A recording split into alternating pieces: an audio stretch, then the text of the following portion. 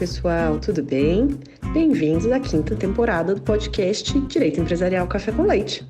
Eu sou Amanda Taide, mineira na origem, com passagem em São Paulo e candanga de coração. Casada, mãe do Pedro, de quase 5 anos, Pedro, Taide, do Lucas, de 3 anos recém-completos, Lucas, Taide, e tutora do vira-lata Farofa. Sou professora doutora da UNB dos cursos de Direito Empresarial, Concorrência, Comércio Internacional e Compliance, e consultora do Pinheiro Neto Advogados nas mesmas áreas. Esse podcast é uma biblioteca em áudio gratuita, que tem o audacioso objetivo de aproximar os estudantes e os profissionais dos principais autores do direito empresarial no Brasil. Esse é um podcast simples, curto e gostoso, como num café da manhã juntos durante a semana. Então, pegue sua xícara de café com leite ou chá, coloque o seu tênis para fazer um exercício físico ou então seu fone de ouvido para ouvir no seu meio de transporte diário. Então, vamos comigo para a próxima xícara de café com leite? A nossa xícara de café com leite de direito empresarial de hoje vai tratar de um artigo intitulado O Voto Plural, Problemas em Governança Corporativa, de autoria de Fabrício de Souza Oliveira e Vinícius José Marques Gontijo, publicado em 2022. E para isso a gente vai ter a alegria de contar com a participação de um dos autores, o professor Fabrício de Souza Oliveira, para comentar o artigo. Fabrício é advogado e professor adjunto da Universidade Federal de Juiz de Fora. É doutor em Ciências Jurídico-Empresariais pela Faculdade de Direito da Universidade de Coimbra, com diploma reconhecido pelo UFMG. É mestre em Direito pela Faculdade de Newton Campos e graduado pela PUC Minas Gerais. Foi Visiting Scholar na Berkeley University no ano de 2015 e é membro fundador do IBEC, da Sociedade Tocqueville, vice-presidente acadêmico da Associação Mineira de Direito e Economia e parecerista, da RSDE e da revista IBEC. Professor Fabrício, muito obrigada por ter aceitado o convite para participar do nosso podcast e por apresentar, de um modo simples, curto e gostoso, esse tema do voto plural e da governança corporativa. Amanda, é um grande prazer fazer parte desse programa, um projeto de extensão tão interessante, né? Ele atinge tantas pessoas, tantos alunos, tantos profissionais do direito, especialmente do direito empresarial. Eu quero aproveitar para te agradecer e te parabenizar. Meus colegas aqui na universidade, nós utilizamos o programa, nossos alunos acessam, então é um grande prazer para mim tomar parte de alguma forma desse projeto seu, né? Hoje falando sobre esse artigo publicado com Vinícius Gontijo sobre o voto plural. Meu muito obrigado pelo convite.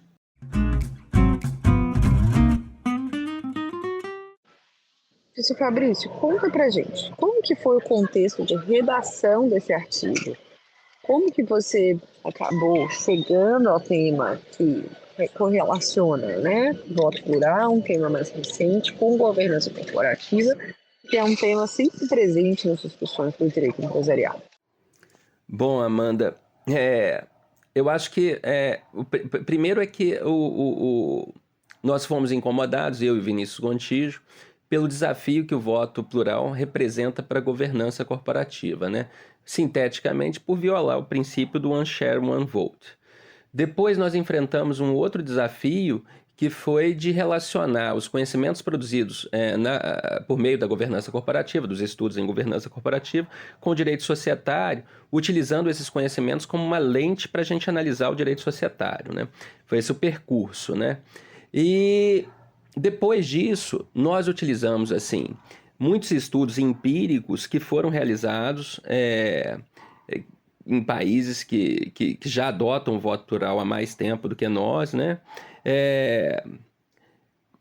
Demonstrando os benefícios e os malefícios, os problemas envolvidos na adoção dessa estrutura dual também, né? Isso acho que deu robustez ao nosso trabalho de pesquisa. Mas há um ponto interessante que nos instigou. Foi um capítulo de livro publicado pelo professor Modesto Carvalhosa, antes da entrada em vigor da Lei 14.195, né, sobre o voto plural, numa perspectiva teórica e crítica, como é própria do professor Modesto Carvalhosa. Esse capítulo foi publicado num livro em homenagem ao professor Coutinho de Abreu, editado pela Almedina, né? Ele é comercializado no Brasil, é uma ótima referência, né? Então, na verdade, foi esse o contexto que nós estávamos imersos quando iniciamos a pesquisa sobre o voto plural, sobre governança, sobre direito societário. Isso já é uma pesquisa anterior, né? Eu já pesquisava governança no doutorado, né? Antes do doutorado também, mas o voto plural foi uma grande oportunidade de unir esses conhecimentos do direito societário com a governança corporativa.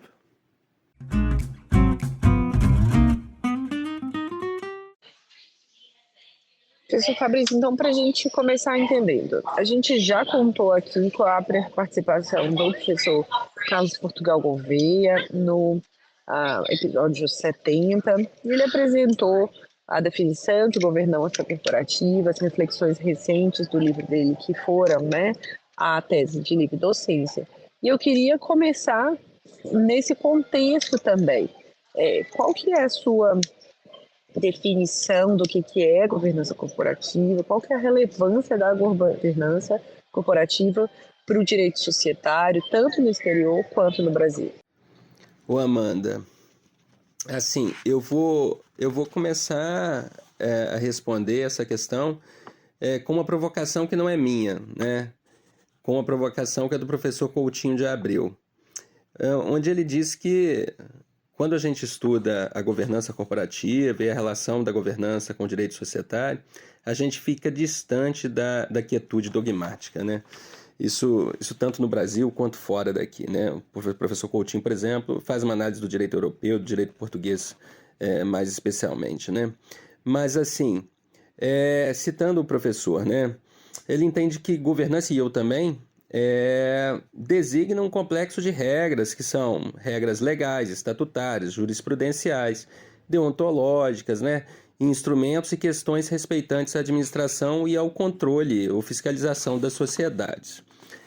Um aspecto interessante é uma vertente da governança mais ligada às teorias econômicas, que vão estudar o papel dos mercados, dos diversos mercados sobre a governança das sociedades, né?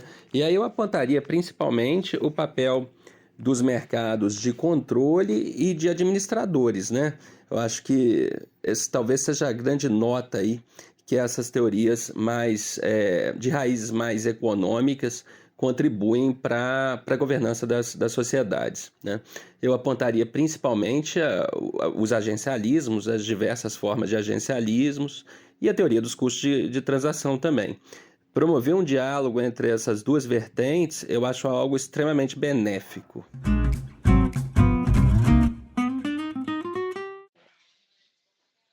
Então, professor Fabrício, você e o professor Coutinho iniciam um artigo abordando, né, uma relação entre a sociedade anônima e a governança corporativa a partir da questão do voto plural. Então, para a gente entender qual que é esse conceito, que também já foi objeto de um episódio com a professora Viviane Muller Prado, o que é o voto plural? E qual que é a relação do voto plural com a governança corporativa? Ô Amanda, assim, sinteticamente, né? O voto plural é um mecanismo que entrega mais de um voto por ação, né? Nas ações que possuem esse voto plural. O limite legal hoje no Brasil é de 10, o máximo de 10 votos por ação. Mas, assim, há várias relações do voto plural com a governança corporativa. A principal delas é o impacto na geração de valor para a companhia, né? Um problema de agência muito sério envolvido na adoção do voto plural é a questão de transferência de riquezas de minoritários para controladores, ou dependendo da estrutura da propriedade em questão, né? Transferência de riquezas dos acionistas para os administradores. Então esse é o problema mais sério em termos de governança corporativa. Mas o voto plural impacta também a governança corporativa no que diz respeito, por exemplo, a incentivos para projetos de inovação, né? O voto plural em termos de governança também vai ter efeitos sobre as pressões que os acionistas exercem, ou os minoritários, sobre a administração, né? Pressão traduzida assim por uma expressão estrangeira, de origem estrangeira, mas que a gente traduziria como curto-prazismo, enfim. E aí há toda uma discussão se o curto-prazismo produz benefícios ou malefícios, né? Enfim, o voto plural, na verdade, é um mecanismo anti-takeover, né? É um mecanismo anti-OPA, né? Então, de certa forma, ele vai proteger os fundadores, né?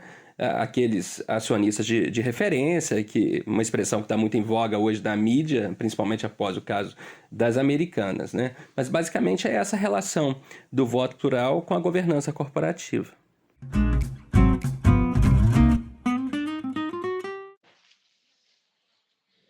Para a gente poder entender, né, quais que, na sua opinião, são os argumentos favoráveis para a gente ter o voto plural, quais que são os argumentos contrários ou as críticas, e conta para a gente, apresenta para a gente qual que é a contribuição, né, que o artigo de vocês aporta para essa discussão de voto plural sob essa perspectiva da governança. Amanda, vamos iniciar com os argumentos favoráveis ao voto plural.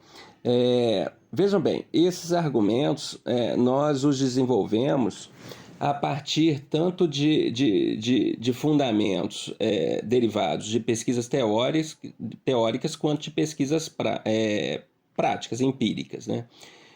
Bom, primeiro, sintetizando os argumentos favoráveis, o voto plural possui a função de possibilitar o financiamento das companhias por meio do capital público sem comprometer o controle societário exercido pelo fundador. Mas não somente. Se perspectivarmos uma economia globalizada em que os mercados estão em competição, normas autorizativas dessa estrutura de capital são potencialmente mais competitivas e capazes de atrair IPOs para o mercado bolsista nacional. Esses argumentos são comumente traduzidos nos termos de manutenção ou consolidação do poder de controle, da maior competitividade no ambiente de listagem, no incentivo ao empreendedorismo, principalmente por meio do incentivo às startups, e na atratividade do mercado. Há estudos empíricos que comparam sociedades que adotam o mecanismo do voto plural com um grupo de controle, né? Concluindo que as primeiras, ou seja, aquelas que adotam o voto plural, possuem a maior parte do seu valor determinada pela precificação das suas expectativas de crescimento em comparação com seu valor patrimonial. Essa expectativa de crescimento está relacionada, e eu acho que é o ponto central, ao capital humano proveniente dos seus fundadores, e que normalmente são caracterizados como os acionistas de referência.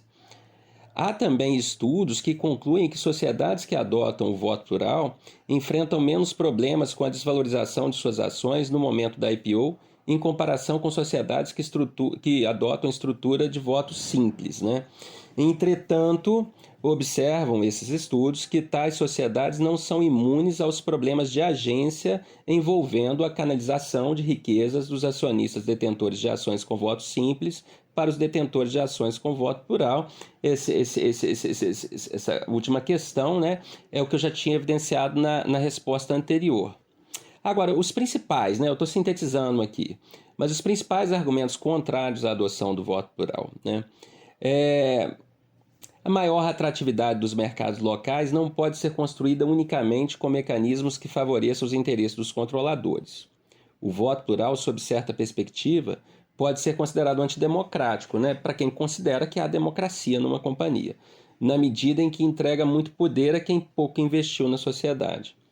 O voto plural confronta a economia financeira com um problema, sendo criticado por ativistas da governança corporativa e pela mídia por violar princípios democráticos e por violar o princípio uma ação, um voto. A grande parte da literatura acadêmica que os seguem, a qual afirma que os investidores devem participar no capital social e deterem o poder de voto na mesma proporção, né? Aqui, esse argumento assim, tem muita raiz no problema evidenciado por Berle e Mins, que é a dissociação entre propriedade e controle. Mas eu penso que, quanto aos efeitos, o principal desafio apresentado pelo voto plural diz respeito ao seu funcionamento. Ele funciona como um mecanismo anti-takeover, permitindo ao acionista fundador manter votos suficientes e manter a sua posição contra qualquer rival. Mas qual que é o lado negativo e preocupante dessa história? É que esse mecanismo pode ser utilizado para proteger fundadores sem talento, erudindo, no final das contas, o valor da companhia, né? Agora, a principal crítica que nós fazemos à lei brasileira é a possibilidade que ela abre da adoção de voto plural ser renovada por períodos indeterminados, né? Sendo que, na verdade, o que a gente observa principalmente nas pesquisas empíricas realizadas é que o prazo ótimo de utilização dessa estrutura varia de 7 anos após a IPO até 15 anos após a IPO. Sendo que essa decisão é privada, né, dos acionistas, e ela é toda parametrizada no 110A da 6404, mas ela tem impacto externo, né? Ela impacta a companhia como um todo e impacta o próprio mercado, né? Então, essa é a principal crítica que nós fazemos à lei brasileira.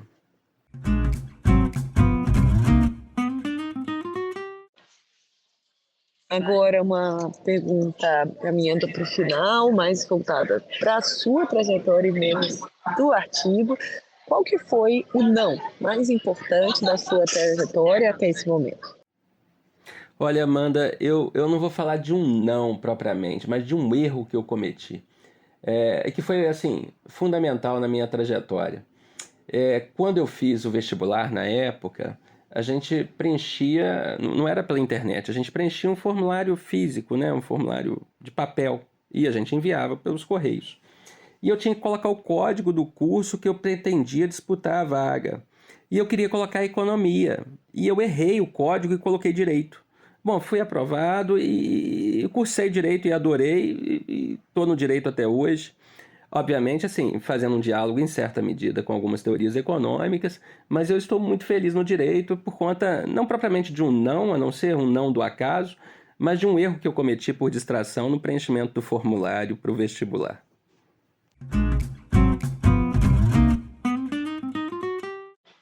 E por fim, professor Fabrício, como que você se mantém atualizado sobre doutrina, sobre decisões judiciais, sobre os temas que o senhor acaba acompanhando? Qual que é a sua metodologia e qual que seria a sua recomendação para os nossos ouvintes do podcast?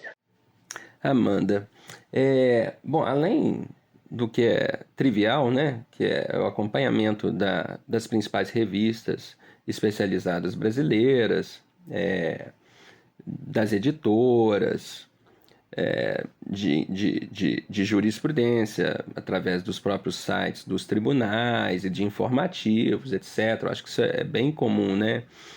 Eu consulto bastante o Google Acadêmico, eu acho que é um indexador muito potente, né? E uma base que eu acho que já é bem conhecida aqui no Brasil, mas eu não sei se por estudantes da graduação, que é a SSRN, né? Que é uma base aberta, né? Onde os autores publicam os artigos livremente ali, e isso, bom, democratiza o acesso, né? Porque você não depende daquelas assinaturas tão caras que normalmente são feitas pelas instituições e que a gente, enquanto professor, fica lutando, né, por conseguir acesso a essas bases, etc. Então, eu diria como algo assim diferencial é o acompanhamento da SSRN, né, que é de acesso livre.